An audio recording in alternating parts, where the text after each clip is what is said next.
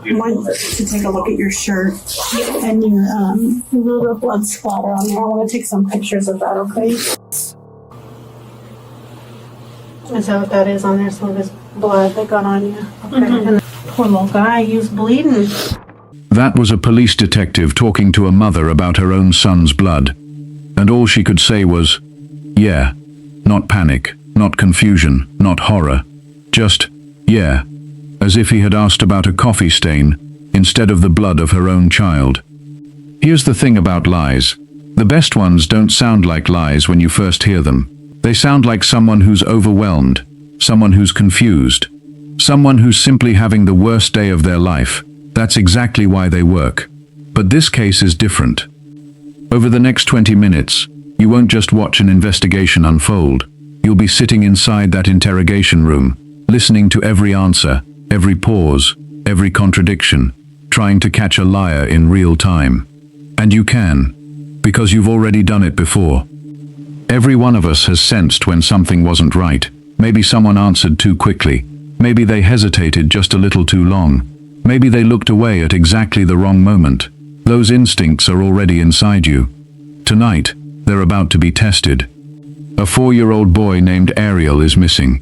His mother sits across from detectives with blood on her shoes, blood on her shirt, and a story about a mysterious woman who may not even exist outside her own imagination. As you watch, pay close attention, because about 8 minutes from now, she says one word, just one, that quietly changes everything. If you enjoy true crime investigations that break down every clue, every interview, and every hidden contradiction, subscribe now so you don't miss what happens next. Now, let's go back to where this nightmare began. A quiet neighborhood in Everett, Washington, and a phone call no one ever wants to make. You got some blood drops on your shoes. Yeah. So my son fell this morning earlier. Oh no. Yeah, but I was able to take him to the doctors and everything was okay. I took him with another lady. I was like, if you can watch him for me for 12 months, that'd be amazing, because I'm not talking to my mom. And she's the one that has just like a notarized paper saying that she has legal custody of them, but I have legal custody of them. She's not letting me see my older son, so that would be really hard. Yeah, I'm a little bit upset about that one. So I'm here now and everything's okay. So I don't know what else. Well, we want to make sure that he's safe and know where he is. Who's the friend that you left it with? I left him with another lady. I don't have her information. Oh, well, that's not gonna cut it. We got to figure out where he's at. Where can you tell me the location where somebody could go and check on him and make sure he's okay? In SeaTac area. Okay. Seattle. More specific? I don't have an address.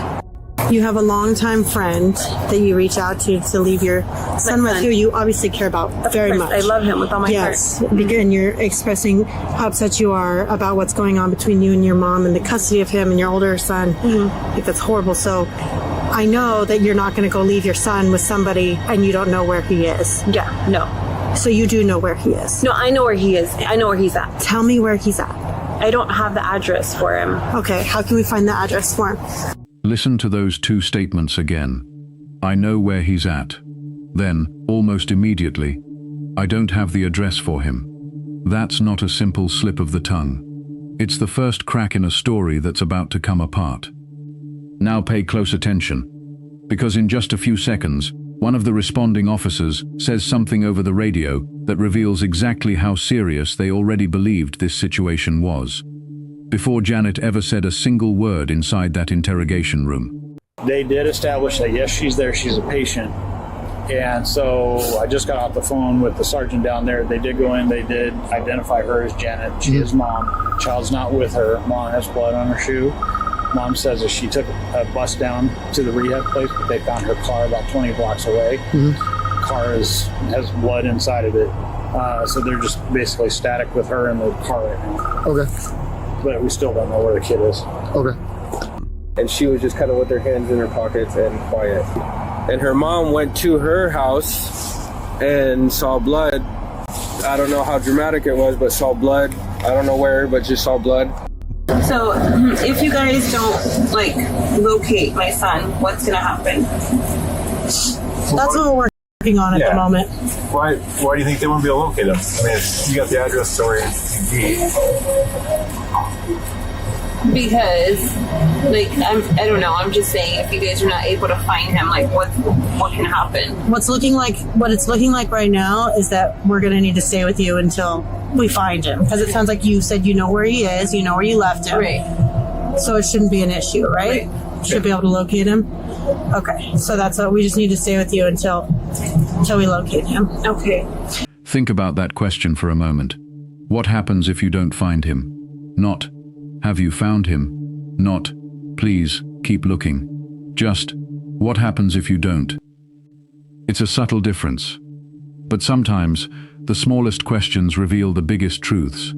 Now imagine this for yourself.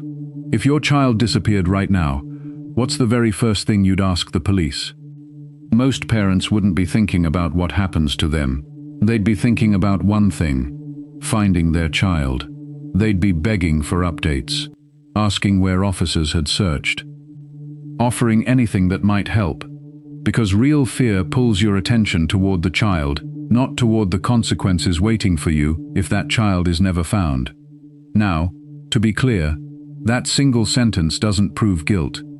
On its own, it proves nothing. But it should make you listen more carefully, because from this point forward, the cracks in the story become harder and harder to ignore. Keep that question in the back of your mind. What happens if you don't find him?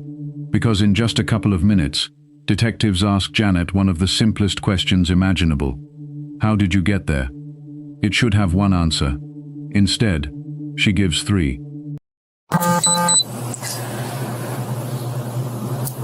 Okay. Were the police calling you that early this morning? Yeah. Okay.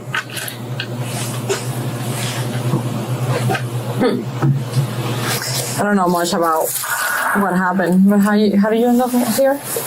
Well, I left my son with someone who takes care of kids, and my parents are concerned. My parents are concerned, so now it's just like, is he safe? Is he not safe? Where is he at? So, And they're concerned because you're not able to reach her, or? because I'm not able to reach her, yeah. Okay. But it's fine. I mean, Well, it's not fine. right. We need to figure this out. Right.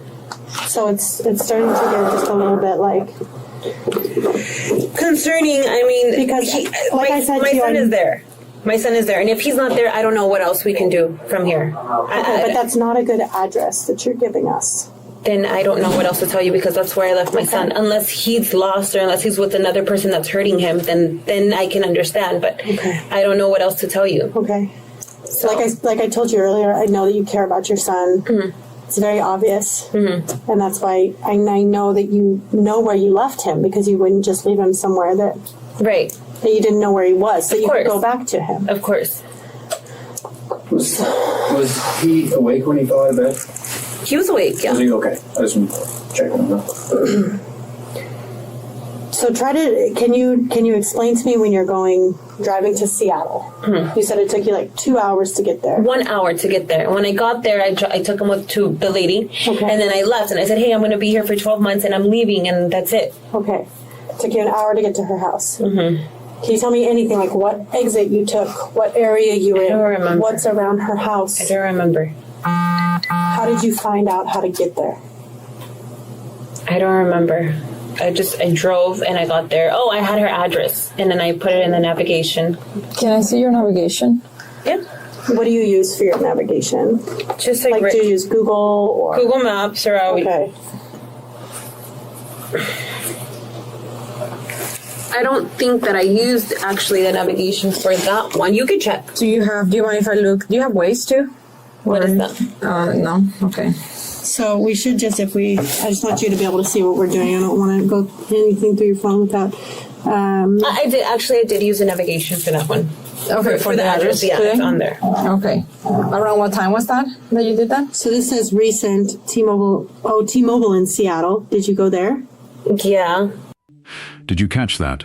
If not, go back and listen again. Because the first time I heard this interview, I almost missed it too.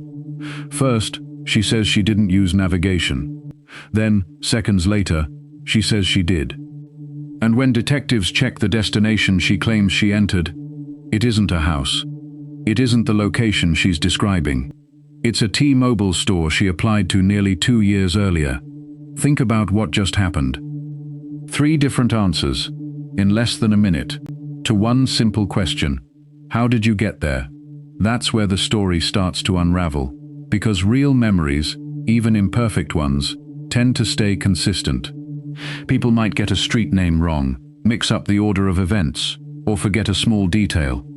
But the core memory usually doesn't rewrite itself every few seconds. What you're hearing isn't someone trying to remember a drive. It's someone trying to construct one. Sentence by sentence, adjusting each answer to fit the last, while hoping the next question doesn't expose the gap. And here's the important part. You noticed it, before the detective ever pointed it out. That wasn't luck. It was instinct. The same instinct you've used your entire life when something about a person's story just didn't feel right. The difference is, this time, you're watching it happen in real time. So I don't know. Like after today, or before today, I haven't gone to T-Mobile. Let me see the address. I know. I'm trying to get back to where we were. I don't know how. Oh, that's when I was looking for different T-Mobiles to apply to. That's when I was looking for a job. Okay, you're planning on applying at T-Mobile. Yeah, again, but that was before. That wasn't today. That's not concerning today. Okay. Today, my son should be at that address, and if he's not there, then now I'm concerned. Can I take a picture of this just so we can Yes. maybe figure out some of these locations and see if maybe All right. maybe it will be something. Yeah. Do you have families in Seattle? The only family that I have is this lady that I'm telling you that is taking care. Okay, you got her name and all of that. Does this lady exist? Or Anita? does she have any social? Anita? A what? Anita is her name? Yeah. Does she have Is any she social? Does she have any social media? Facebook, No. Instagram? No. How do you meet her? I met her through, where did I meet her? At my job. Where I used to work at, T-Mobile. Is these your friend's apartments, the Shiloh Village? I haven't been there in forever. These aren't the apartments where you were at? No. Okay. So this is like old. Yeah, this is old. I haven't been there in forever. I don't even know what that is. Yeah. Janet, do you mind if I look through your messages? I feel like you're having a hard time remembering things, and I don't know if you're in shock or what's going on, but maybe that could help us find something. Yeah. That'd be okay? Mm-hmm. Okay. Do you mind if I see it? Yeah. And see, this is where my son fell. But you could check check. I'm sorry. You could check my phone. I appreciate where it. is it? I'll put it right here.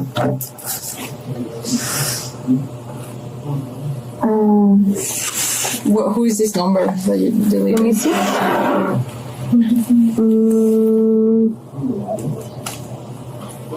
I have no idea. Recently deleted. Do you mind if I look at those? I do mind. Is there a reason? I mean, I'm not hiding anything, but I mean, No, I know. we'll It's go just a back out fair of that. question. yeah, let's back out of there. So, literally, this is just like my friend texting me. This is my brother texting the address to you where your son's at. This is my sister. Please tell me where So he's is this the at. address where your son is at? I haven't texted him anything. I haven't replied to him. My mom, we've been fighting over the kids and over her opening the door. Mom, open the door. I'm outside. Mom, open the door. Open the door. Watch what just happened. Look at everything she was willing to hand over. Her conversations with her friend, her brother, her sister, even messages with her own mother during an argument. No hesitation. Everything was open for detectives to see, except one conversation. The one with the person she claims has her 4-year-old son. Think about that. If you truly believed your child was with someone else, wouldn't that be the very first conversation you'd want police to read? Wouldn't you be holding out your phone, begging them to call? Instead, she pulls it back. I do mind. 4 words, spoken in a room where a 4-year-old child is missing. And somehow, protecting those messages seemed more important than finding him. That doesn't prove anything by itself, but it tells you where her priorities were in that moment. And that's the second thread. The first was the shifting story. Now it's the information she's willing to share, and the information she's desperate to keep hidden. If that detail made you stop for a second, If something about it felt deeply wrong, then you're exactly the kind of person this channel was built for. Go ahead and subscribe while you're thinking about it, because in the next 30 seconds, detectives begin pulling on those threads, and the entire story starts collapsing. Not all at once, but one contradiction at a time. Didn't get seen there, so we left. And then I took him over to Anita's house. And if she's not answering, or if you guys can't, like, I hope that you can find the address, and I hope that you can find that he's there. Yeah, I can't find the address is the problem. So, Do you have any way of logging back into Facebook? I don't even remember my logins or my password. yeah, we've been checking. Let me see. Because what was the name? What happened to him? What happened to him? He fell from the bed. Yeah. Okay. Did anything else happen, Janet, that you're not? No. No. Nothing else. Alika Bond, right? Was it Alika? Anita. Anita. Same last name though. Was Bond. Bond. Yeah. So, and even I hurt myself right here while I try to pick him up. Okay. So now I'm like missing part of this. What's your last name, Janet? Garcia, just like my son. Is it hyphenated or anything? No.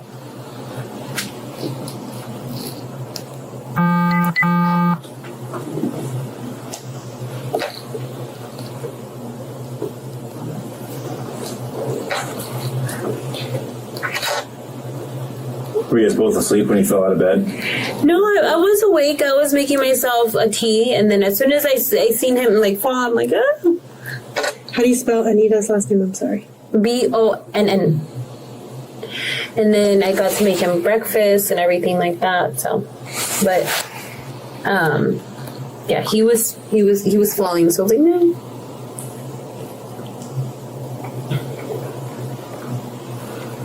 Did you fall straight out of bed, just right to the floor? He was jumping and then he fell on the ground.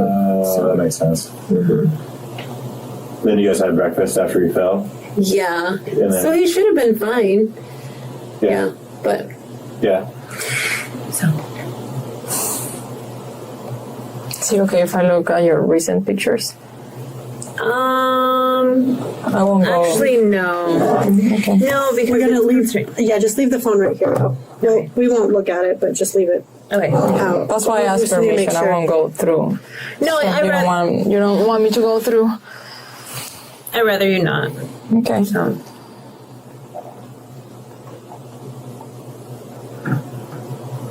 Is there somewhere else where you leave him? Besides, That's the only place. Now, I don't know if she took him. Now, I don't know if my son is in danger at this point. We don't either. That's why I'm trying to. We need to try to get to Anita's house. Notice something.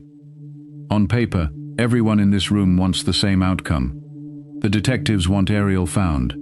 Her own mother wants Ariel found. And Janet keeps saying she wants the same thing. So ask yourself this. Why does every new detail she gives make him harder to find, instead of easier? A house becomes an apartment. A description changes. Landmarks disappear. 2 staircases become 1, then become something she can't quite describe at all. With every answer, the location becomes less real, not more. That's the opposite of how genuine memory works. When people are trying to help, the picture usually gets clearer. Here, it gets blurrier.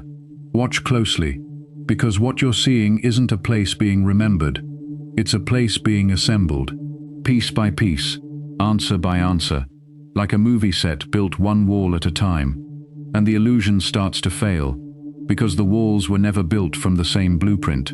Is her picture? Nope. Do you know? None of those. Does her name show something else besides that? Nope. None of that. Alica. Bonn.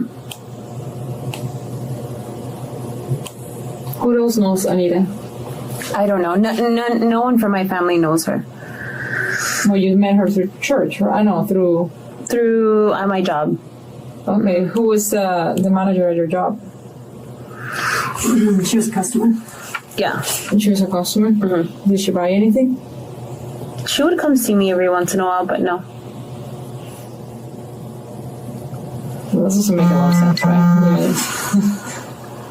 Yeah, I feel like you're almost making up stuff as you go. No, that's really all that happened. So I don't know what else to tell you guys. How long ago was this that you were talking to Anita and she will randomly show up at your job? This was like this was like last year, a few years ago. Last year or a few years ago? 2 years ago, and then I messaged her not that long ago, and then What was the reasoning for you messaging her? because I wanted her to watch my kids again, but. And then I finally got a hold of her again today, and I let her take my kids. Well, the one, right? Yeah. Okay. Well, we got to keep working through it. We got to figure out how to find her. That's all I have. That's all I know. When you were driving south today towards Seattle, did you stop anywhere else? Just her house. Just her house. Okay. Where's your house looks like? Sorry. No, it's okay. Where's your house looks It's like? a big blue house. No, it's like a big. I don't know if it's a blue house or like a different color. Just like a regular house. How many floors? So it's a story, 1-story home? Oh, she lives in apartments. She does? Mm-hmm. What's Who her lives name? in the blue house? In the blue house, that's probably no. It's not a blue house. That's like her neighbors. Whose blue house are you describing? A different house. That belongs to who? Probably. I'm probably thinking about my parents' house, but that's not what I'm talking about. Then why would you bring this up? Because it just came up. What does that have to do with Anita's house? Well, then no, that's not her house. She lives in apartments. She lives on the second floor.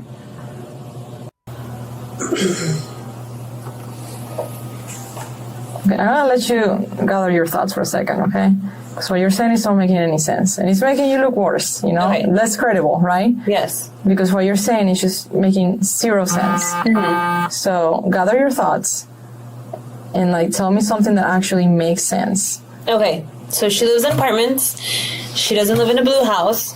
And from there, that's all I know. I took him there, and I don't know anything else. What color are the apartments? Just like regular colors, What are regular colors? like black or like orange,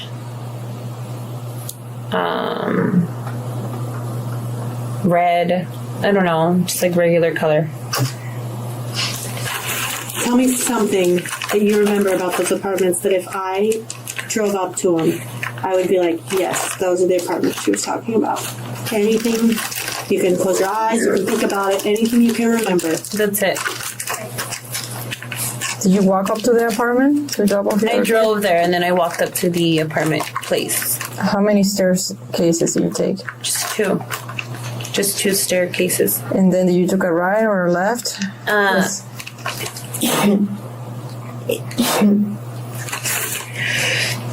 A right.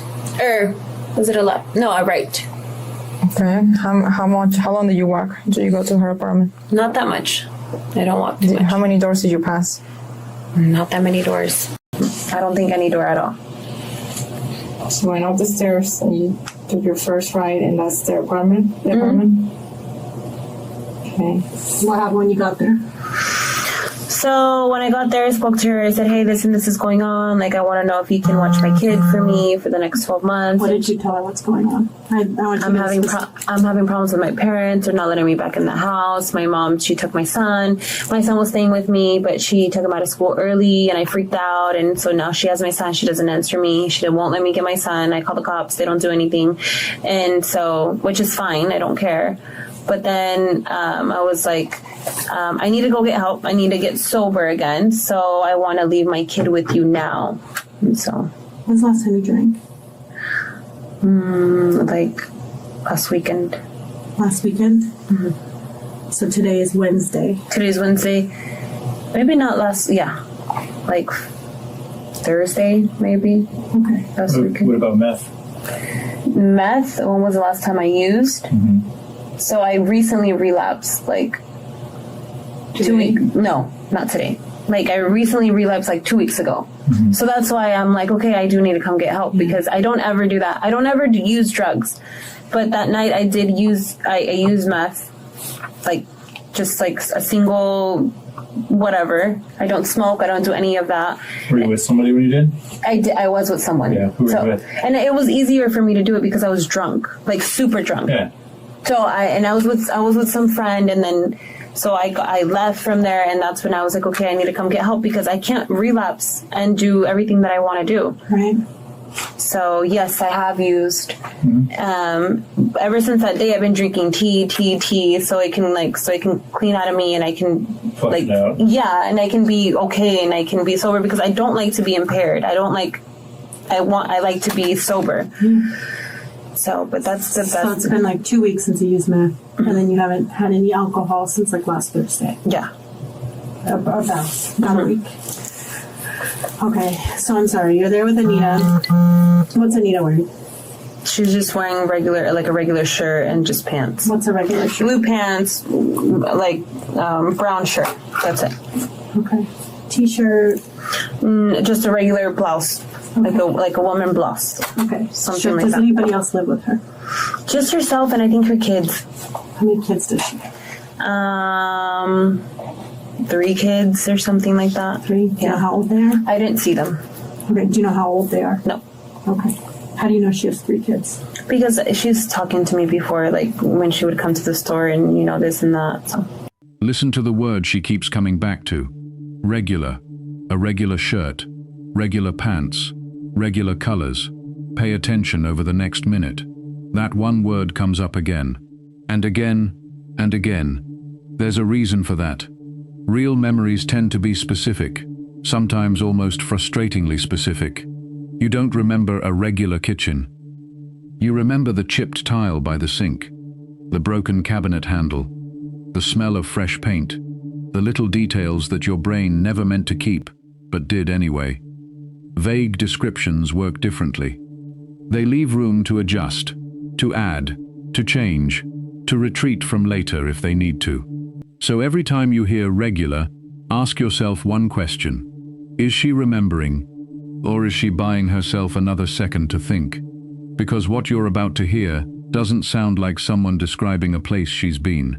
It sounds like someone constructing one ordinary word at a time. I don't even know. Okay. But yeah. Glass windows like on the cabinets? Yeah. Okay. How many bedrooms are in there? Did you see? I think only 2. I don't know. 2. Did you see them? No, I didn't see them. Okay. Did you see anybody else in the apartment with her? 2, 3. I think it's 3 bedrooms actually. Okay. So three bedrooms. Where are they at? Like when you walk in, you have your living room, the kitchen's on the left. Where are the bedrooms? To the right. On the other side? Yeah. Okay. Yeah. Did you go in any of those? No. Good. Thank you. Okay. How long were you there? I was there for about like an hour, and then I was there for only an hour. What did you guys do? Just talk. We just sat and talk. Can you tell me about what you talked about? What do you remember talking about? No. Because you don't want to tell me, or because you don't remember? It's just regular things like, about like, how are you? You've been using this and that. You need to go back and get help. But, like, you need to go back and get sober and things like that. I'm concerned, and I'm not judging you for using, and I've studied alcoholism and drug use, and I understand the effects it has on the brain and how it's a disease and people can't help it. I get that, and I'm really glad that you're trying to get some help for yourself. That's really good. I'm concerned though that you're affected by it right now. Because I can tell, and like your responses, you're a little confused, you're kind of scattered, you're having a difficult time remembering things. And that's okay if that's the case. It just helps if we know that, because it will help us to ask you better questions, or it will help me understand why you might be confused. Do you understand what I'm saying? So have you used more recently than 2 weeks ago? Okay, you're sober right now. Okay. I just want to make sure, because like I said, and like Detective Silveria was saying too, some of your responses aren't really making sense, and you're giving some things that are contradicting each other sometimes. Because I spoke to you over at the house, and you said things a little bit differently there than you say them here. So I want to understand. I want to find your son, and if he got hurt and something happened to him, that's okay too.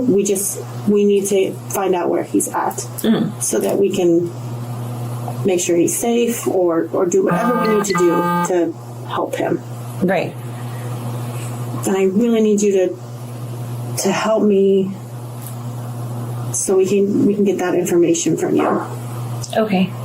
Because I think it's there, and I think you're skirting around it a little bit, and I get it. It's scary, and you're with the police, and you're in this room and whatever, but... Listen carefully to what the detective says next. If something happened to him, that's okay too. Hear it again. That isn't approval, and it isn't comfort. It's one of the gentlest doors an investigator can open. For just a moment, the detective lowers the emotional stakes, not because what happened would ever be okay, but because sometimes people are more willing to tell the truth when they believe they're about to be heard instead of judged. Now watch what happens. This is the moment the interview begins to change. Up to now, the focus has been on finding a missing 4-year-old. What comes next will tell detectives whether they're still searching for a child or whether they're listening to a story that's about to come apart. We just want to help. Right. At this point, we're trying to help him. Right. With whatever happened today, did anybody help you? Except for Anita. Or did Anita help you? Or is that someone that you're just making up? I gave her my son, and then I said I have to go, and that's it. How were you planning on getting back in touch with Anita? Because you were planning on giving your son to her for 12 months. Was she willingly accepting that? Yeah. Why would somebody do that?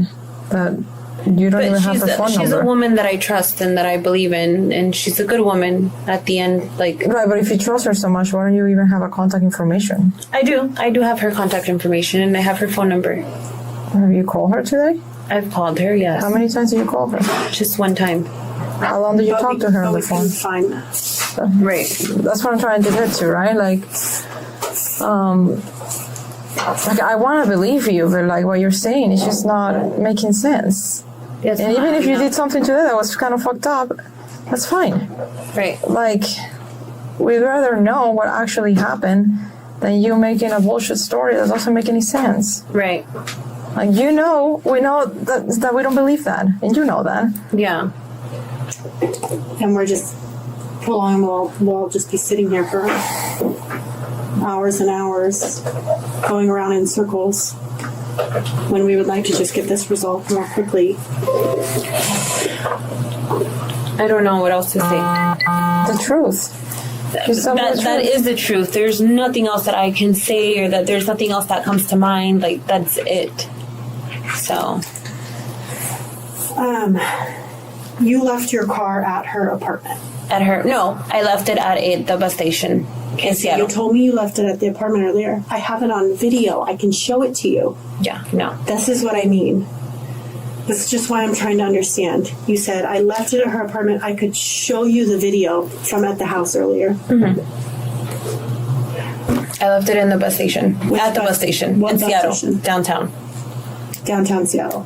Like, what's it near? I don't know, but it's like, I don't know. It's the, I don't know what it's near. I'm not very familiar with Seattle. I know, like, there's Pike's Place in Seattle. Mm-hmm. I know there's the Seahawks Stadium in Seattle. Like, is it near any of that? Is it? I think it's like near Pike Place. You think? Yes. What makes you think that? Because I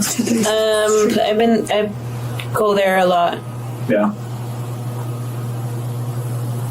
Do you share your location with anybody for safety reasons? No. Who's the closest person to you in your life right now? My son. Which one? My oldest son. Okay. Besides him, who's your closest person? That's it. How about Ariel? Ariel as well. I want you to really listen to her answer here, because it's easy to let it slip by. The detective doesn't ask, "Who do you love the most?" That's a complicated question. People hesitate. They overthink it. Instead, he asks something much simpler. Who's the closest person in your life right now? For most people, the answer comes almost instantly. She names her oldest son, the one who's safe. The one who isn't the reason she's sitting in that interview room. Ariel, the missing 4-year-old, doesn't come up until the detective asks again. Listen to that silence. Listen to what had to be prompted. I'm not going to tell you what that means. I want you to sit with it the way I did the first time I heard this interview, because this is the point where the conversation quietly shifts. Up until now, we've been listening for contradictions, trying to make sense of changing stories and missing details. But moments like this ask a different question altogether, not about what she remembered, but about where her attention went when she wasn't thinking about it. Whether you see anything significant in that answer is up to you. Just keep it in the back of your mind, because from this point forward, every answer carries a little more weight than the one before it.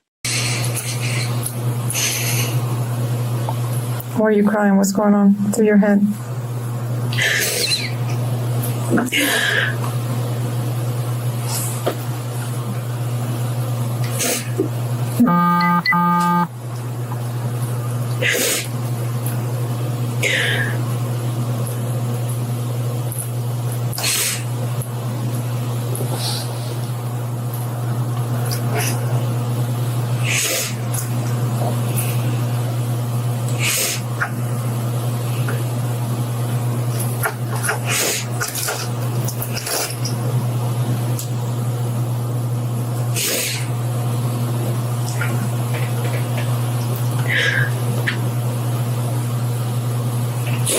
I just hope they're okay. Who's they? My kids. And that's it. well, you say they. I just hope they're okay. So what do you think happened today? I don't know. Well, you know Anita more than I do. If you could guess, what do you think happened today?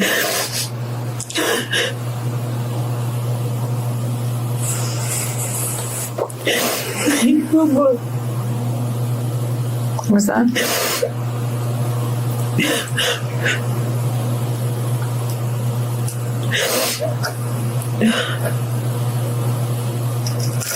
What's the last conversation you have with Ariel today? What did he say? You're gonna stay here and mommy's gonna go. What did he tell you? He said okay. Anything else? Was he crying? That was it.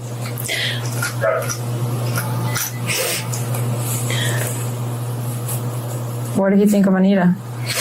He liked her. Why did he like her? What makes you say that? Because they got along good. Yeah, what kind of things were they doing? Just playing. How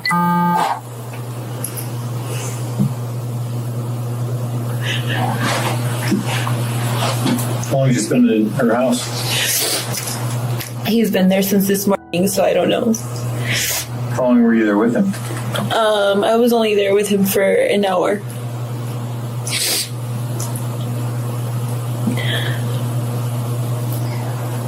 What does Anita do for work? She, she just takes care of kids.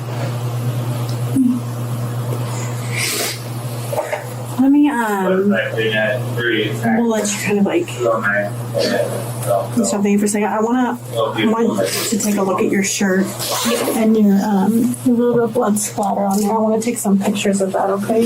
Yes. And same with your shoes too. So go ahead and stand up for me. We're going to take your purse off. You can set it right there. And go ahead and take your sweatshirt all the way up. Is this your sweatshirt? Yes. This is yours? This one? Yes. Okay. Go ahead and just take it off all the way.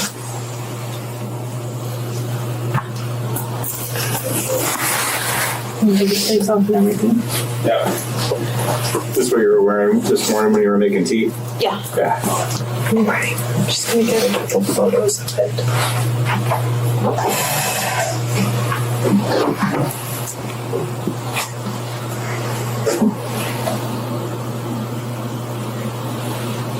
Is that what that is on there? Some of this blood that got on you. Okay. And then on your shoes.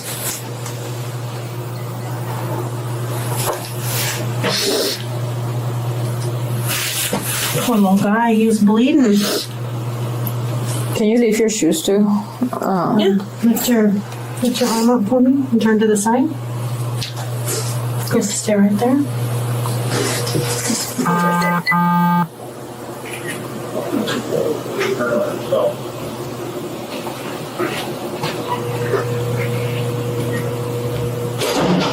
Come to the back for me. Over there. Stay right there.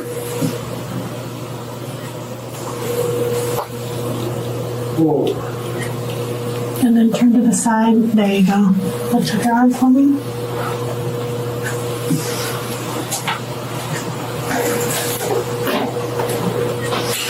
See ya. See you later. Anything else on your hands or arms? I have to leave her shoes too and see if she has any. Can you lift the bottom of your shoe? I'll take a picture of that. Yeah. And your other shoe? Thank you. Okay.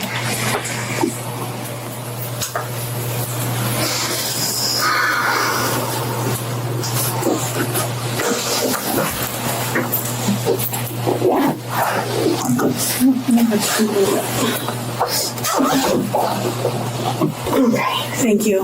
No worries. Doing that. So I don't know what now. Listen to the detective's tone. Poor little guy. He was bleeding. It's quiet, almost gentle, spoken with a kind of compassion that stands in sharp contrast to what happens next. Because less than 2 minutes later, that same detective isn't just talking about the blood anymore. He's photographing it. Every stain, every drop. Not as something to comfort, but as something that has to be documented. This is the moment the interview changes. Up until now, the questions have revolved around a missing child, a shifting story, an address that never quite settles into one place. But from here on, the evidence starts speaking for itself. The conversation isn't just about where Ariel might be anymore. It's about what happened before anyone walked into that interview room. And from this point forward, every answer is measured against what the evidence already knows. We gotta keep trying to work through this somehow. So you said you opened your Facebook today and then you deleted it. What is your name on your Facebook normally before? I don't have any. I don't remember my username. I don't remember my log. I don't remember any of that. How did you get onto it? I think like it was already open on my phone, but I deleted it and I tried to reopen it, but I don't remember my username, my password. I don't even remember my email on there. Why did you delete it? Because I didn't want because the more that older people, the more that like past friends would, or past people would communicate with me, the more that I feel like I was kind of digging more deeper into like alcoholism, which I don't want any of that. So that's why now like I was like, okay, a fresh new start. So I deleted everything and I try to go back to find the, like to reopen my Facebook, but I don't remember my username. I don't remember my logins. I don't remember my password or anything like that. Okay. When you deleted it, was it before or after you dropped off your son? It was after. After you dropped him off? After. Okay. So, after. Where were you? I was already leaving her house. Okay. And you're like, hey, I'm going to delete my Facebook. Were you in your car or? Just, in my car, yeah. Okay. How long did it take you to get from her house to the bus station in your car? From her house to the bus station? Yeah. I think it took me like another, 30 minutes, maybe 40 minutes, yeah. Okay. Do you remember what direction you had to go? Like if you went back north, south, or east or west? South. You went south from her house to the bus station, and it was about 30 minutes. What, maybe this is hard to answer, but what makes you think it was 30 minutes? Are you just estimating, or? It was 30 minutes for sure. Okay. What makes you say that? Just because.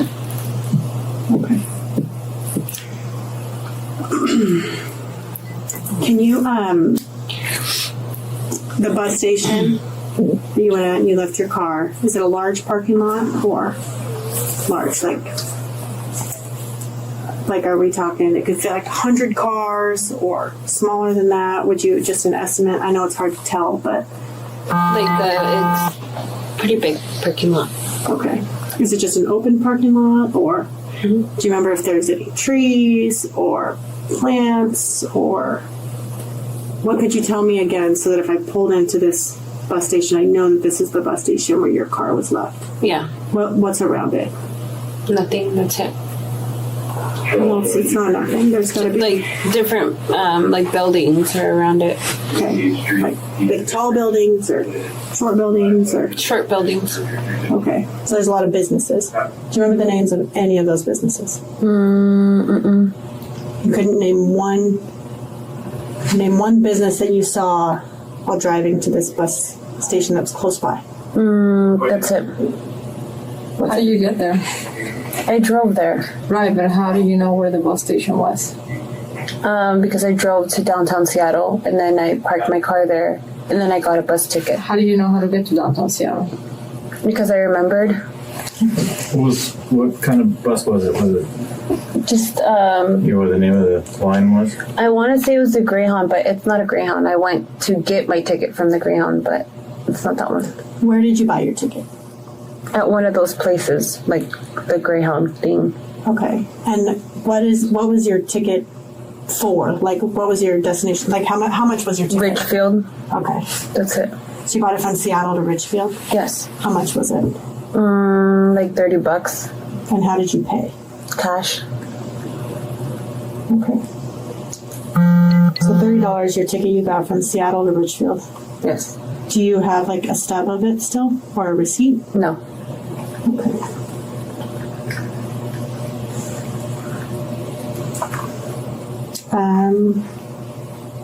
Was the place that you bought it near the parking lot, or did you have to drive somewhere else after you bought your ticket? It wasn't near the parking lot. It wasn't near the parking lot? So you got your bus ticket and then you had to drive to the bus. Okay. How do you pay for your ticket? Cash. Yeah. Okay. How much more cash do you have on you now? I don't have any money. Okay. Do you normally carry cash on you? Yeah, but not right now. Where's your cash? I just have like $5. Okay. How much was the ticket? $29. Okay. This is all I have. Was the sticky note you had in there?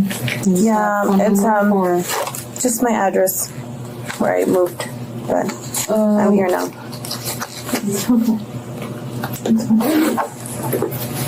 Okay. So my concern is that some things you're like, yes, I can tell you this, but then it's very strange that you deleted your Facebook and your contacts with Anita. Mm-hmm. That's strange. That's not normal. Mm-hmm. can you agree with that? Mm-hmm. Do you understand why it's strange? Why did you delete? Because you have a lot of contacts on here. You have all of your calls, all of your text messages, except with Anita. Why is that? Just because. I need something better than that.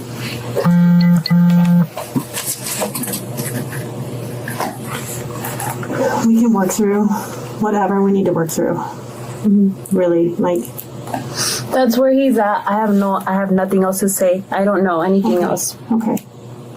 You have nothing else to say, like you don't want to talk to us anymore? Yeah, like I'm done. Okay. I don't know what else to say. And you guys are pressuring me for no reason. Yeah, well, I'm just very worried about your son, and I want to find him. But that's fine. If you want to, it's 9:15. We're going to turn off the recording device. Ariel Garcia was eventually found. His body was discovered near Interstate 5, close to Joint Base Lewis McChord. His mother was later charged with first-degree murder. She pleaded not guilty. The case was delayed for months while the court determined whether she was competent to stand trial. In April 2025, a judge ruled that she was. Looking back at this interview, the blood mattered. The bus ticket mattered. The changing descriptions. The shifting address. Every contradiction became another piece of a much larger picture. But out of everything on this tape, there's one moment I keep coming back to. A detective asks a simple question. Who's the closest person in your life right now? And the missing 4-year-old at the center of the investigation isn't the first name she gives. You may see that moment differently than someone else. That's exactly why interviews like this are worth slowing down and watching carefully. Because sometimes it's not one dramatic statement that stays with you. It's the quiet answer that you can't stop thinking about. If this case made you pause, if you found yourself catching contradictions before the detectives addressed them, I want to hear about it. Go to the comments and tell me the exact moment you noticed something didn't fit. If you spotted the phone conversation before I mentioned it, timestamp it. If you missed it until later, tell me that too. That's how you sharpen your instincts. One interview, one contradiction, one overlooked detail at a time. And if this is the kind of true crime analysis you enjoy, where we don't rush past the uncomfortable moments, where we stay in the room minute by minute and examine what was said and what wasn't, then subscribe before you leave. Because there's another interrogation waiting, another story to unravel, and another chance to see what everyone else missed. I'll see you in the next